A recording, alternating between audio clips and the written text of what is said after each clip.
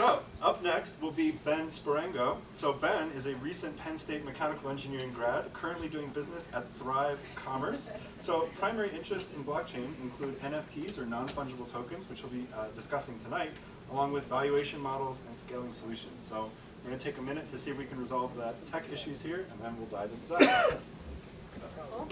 Cool. All right, so hello everybody.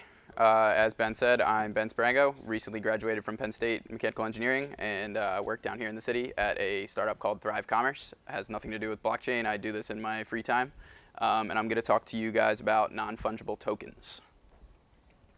So what are non-fungible tokens? Non-fungible tokens are basically digital assets on the Ethereum blockchain primarily right now that have specific characteristics that make them unique. So for reference, something that is fungible is like a Bitcoin. One Bitcoin is fungible with another Bitcoin because they're equally exchangeable, and no one's going to be upset if you give me one Bitcoin because it's no different than the other one. Things that are on the market right now that are non-fungible are things like CryptoKitties. I gave a shout out to Ed for his CryptoKitty presentation a few weeks ago, but of course he's not here. But yeah, Ed gave a great talk on CryptoKitties, which are basically just cats with specific characteristics on the Ethereum blockchain. And so these cats and other things alike are made possible through the protocol called ERC 721, which is an Ethereum protocol that allows for these unique characteristics. That, as I said, that protocol is only for ETH contracts, but there are other protocols being worked on right now for NFTs, like Neo's Trinity protocol, but it's also in the very early stages, so not much to say.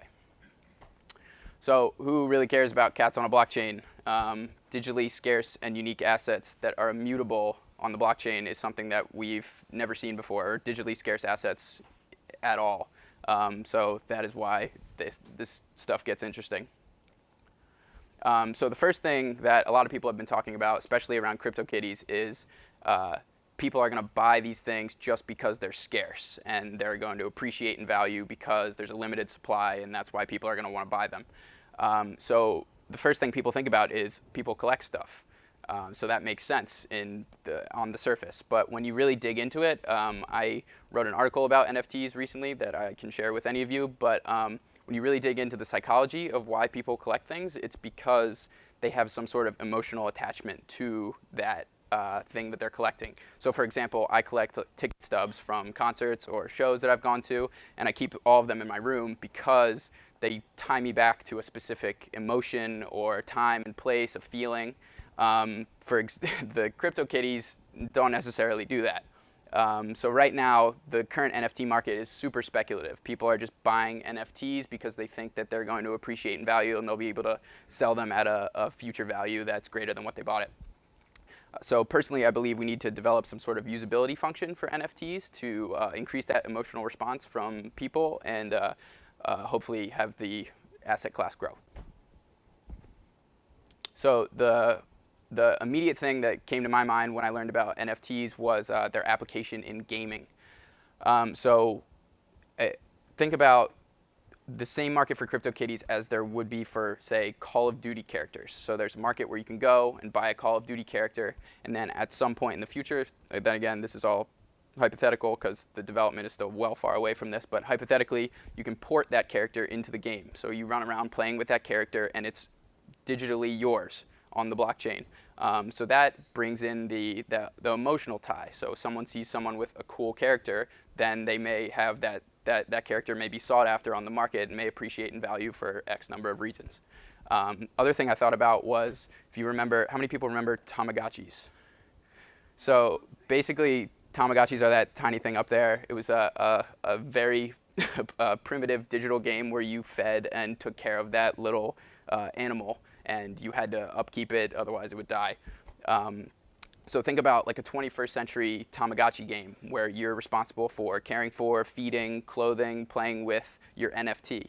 And there's another protocol that's on the rise right now called crypto composables that ties right into this because they're introducing things like food for your NFTs that actually affect the value of that affect the traits of your NFT. So think about like if you fed your CryptoKitty cheeseburgers every day, it would get fat. and then that would affect the value on the market. So that opens an entirely new avenue for how value can accrue with these assets. And as I mentioned, the esports market is enormous. So there's no shortage of money in this market. So potential for that to grow. So the most interesting application that I found for NFTs was in software licensing. So right now, the software licensing market has a ton of problems with it. On the consumer side, when you buy a software license, you're locked into some long contract, say like a year or two of Microsoft Office, and you have no opt-out and you can't sell it via that lawsuit that I referred to there, which was Timothy Werner versus Autodesk. When he tried to sell his software license, it was a huge case, went all the way to the Supreme Court, and they decided that since software is licensed and not sold, that he was not legally allowed to resell that. And on the vendor side, piracy. So nothing stopping you from putting that software on some open source website and giving it away for free to a bunch of people. So the cool thing that NFTs allows for is licensing as NFTs. So for consumer side, transferability and privacy. So if an NFT is just a smart contract. So basically, you can pay for your Microsoft Office subscription as an NFT, and you have the option to sell that whenever you want. And for privacy purposes, the only thing you need to share with Microsoft Office is your Ethereum address, and it can be housed there. They don't need to know any more information about you other than that. On the vendor side, it introduces some benefits for them as well. So revenue sharing, as I said, they're just smart contracts. So you can code in some sort of rev share into the contract when you issue the NFT. So for example, Microsoft can say, when you resell it on a secondary sale, we get X% of that value after you sell it. And for anti-privacy protections, when you sell a software as an NFT, the only way that you'd be able to pirate that and give it to a bunch of people is if you gave away the private key to your Ethereum address. So if you did that, you put it on like Reddit or something, there's nothing stopping anybody from getting into your Ethereum address and sending the license somewhere else. So it stops people from pirating software. That's it. You guys can follow me on Twitter, hit me up on my email, bsparango@gmail.com, or medium@bsparango. Thank you.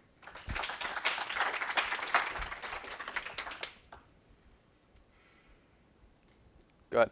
I'm still not sure how it works. So, can you go through the mechanics of how that 721 is different from ERC20?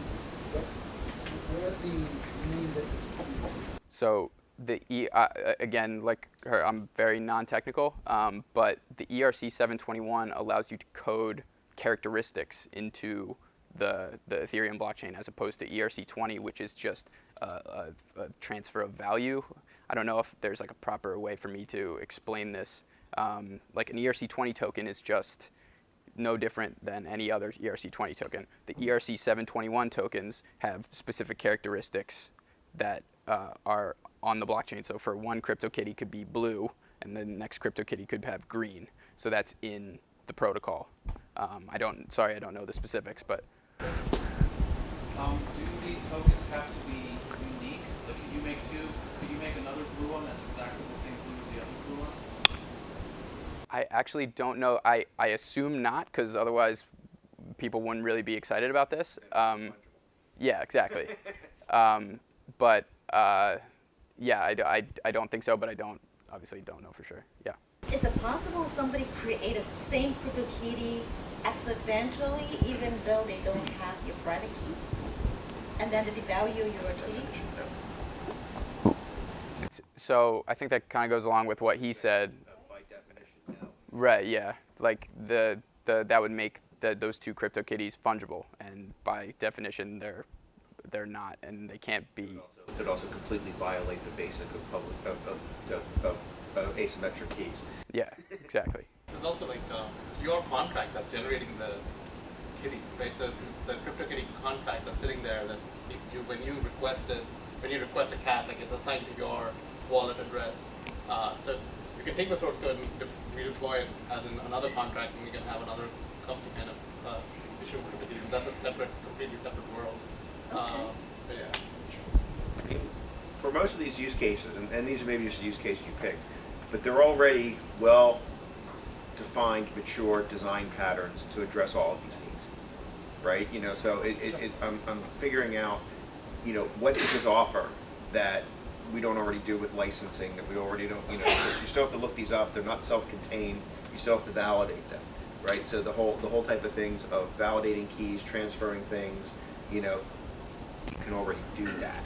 What does this offer that's unique or of a higher value than the way this is already implemented with not? Like for example, like licensing. Sure. Go with that. Well, I mean, for the reasons that I just went over, possibility of revenue sharing, anti-piracy. But do that now. You know, I mean, You can sell a license and rev share it on a secondary or third sale.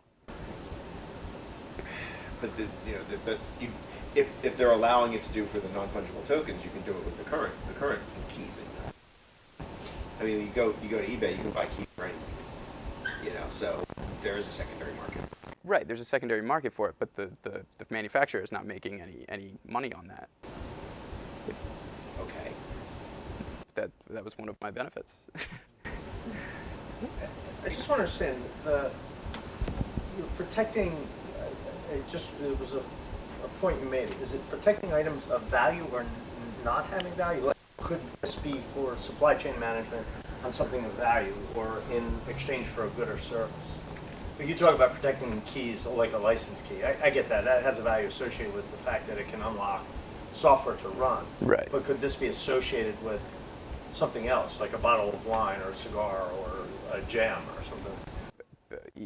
Easily, but there are also other protocols that are working on more novel solutions for that supply chain specific. I don't know if the protocol, then again, this protocol is not accepted by the Ethereum community yet. It's still a proposal. So I think that there are more better ways. If you're saying you want to like tokenize like a wine bottle, I would think that there are better protocols and more efficient ways to do that than NFTs.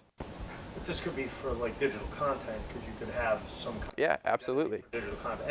Anything can be reduced to some type of String. strike. Yeah. Yeah. Yeah. That's why I guess it's stringifying it. Yeah. Have you seen Kitty Racer? No. So that's the first time. So this is one thing I've seen. I have not seen happen in any other system where there's I think if you go to kittyracer.com or something, but what it does is it takes your kitty kit, kitty, and races it with another random crypto kitty race, and you can kind of like, you know, see them go and declare winners and all that stuff. But so as random as that is, the fact is. Sorry. So the whole thing, like, just as so CryptoKitties like hides a huge technical achievement, right? Like, and Kitty Racer is another one. It's the first time I saw some like that game had no association with CryptoKitties itself. Right. But your cat was registered on the blockchain, and they could actually look at the blockchain and then like do something with it. So the idea of like feeding my CryptoKitty a cheeseburger from cheeseburger.com is doable for the first time without cheeseburger.com and cryptokitties.com getting into a business agreement. Huh. Yeah. Then again, this is all very, very, very new and very, very experimental. You know, because I could just sell my wallet and not have to transfer. You know, I could just make a new wallet for that one. You know, and have just the license in that wallet, and then sell you the wallet. You know, I wouldn't have to transfer the token. Yeah, but then you'd have to give away your private key. Well, I can have as many private keys because they're really easy to create. But you would also know them. So now two people know the private key, so you're not actually selling the Yeah. wallet. Yeah. I just wanted to try to answer your question there, too, Melissa, about what this allows that doesn't allow currently. Yeah. Is that, say, for a license or a kitty or whatever it is that you own it. So it's no longer a record in Microsoft's database that says you own it, and then they own that record, right? So you can give your key to someone else, but as far as their database is concerned, you are still the owner, right? So you don't really own it. They just say that you own it. Does that make sense? So now this is the case where you can actually own it, right? The record is not in Microsoft's database. It's in a blockchain like Ethereum. so that you can transfer it, you are the owner of it, it's not up to Microsoft agreeing that you're allowed to do that. Obviously their software has to support it in this case. The public keys do that now, right? Because I mean, the same thing is they could sign something and pass it back, they validate it, and you get the same thing. Right, but the question is where is the ownership record stored? That's it. Because whoever stores the ownership record is really the one who owns that. Right. So that's the difference, in my opinion. Good. You have to stay registered mark, registered marks, and you have, for instance, the names and marks and regulates this kind of stuff. When The government controls that. right, and Here, so now, when they you don't. do it yourself, Mhm. how does it comply with this kind of information? With the government regulations? I mean, Yes. it doesn't right now. Trademark and register. Yeah, it doesn't at all. Not at all. It's, So it's all trying of a to sudden- take it out of the government and have No, it. I understand, but then again, all of a sudden you create a new world that is. That is. Decentralized? I think that's why we're all here. Yeah, go ahead. Couple of projects, or at least two that I remember. I don't know what the names are, but it's specific. So what they're doing is they're tokenizing, as you mentioned, like all these different features. Like for instance, people that play Call of Duty, for instance, they get these weapons, or and I'm not a gamer at all. I've never been a gamer, but I got interested in this because of cryptocurrency. So basically, there's people sitting, and it could be in a country somewhere where they don't make a lot of money, but they were able to buy, for instance, a gaming system. So they sit all day and they have these high achievements, and there's these decentralized stores being created where you can now sell your armor and your weapons and kind of cheat the system and get ahead, and create teams and so on and so forth. And they're tokenized, all these different things: shirts, hats, weapons, whatever it is. And that's directly how that could be used, because even though it's part of the game, you own that piece, and I can sell it to anybody in here, Mm-hmm. to be used, even though it was initially whoever the software manufacturer owns that. Exactly. Another thing that, if you're interested in this, want to go research, there's a project out there right now called Decentraland, which is they're selling virtual real estate in their VR game.